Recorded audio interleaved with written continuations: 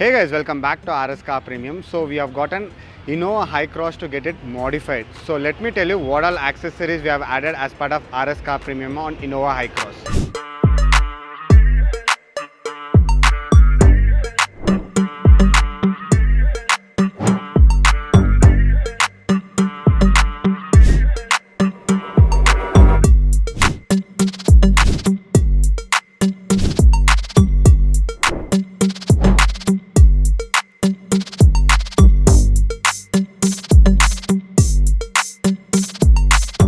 So first thing what we have done is we have changed the headlights. So customer had this original LED headlights which he was not having much brightness. So what we have done here is we have completely changed up 4 sets of projector to it. So second major thing what we have done is customer wanted a different look. So what we have done is we have added an aftermarket grille to it.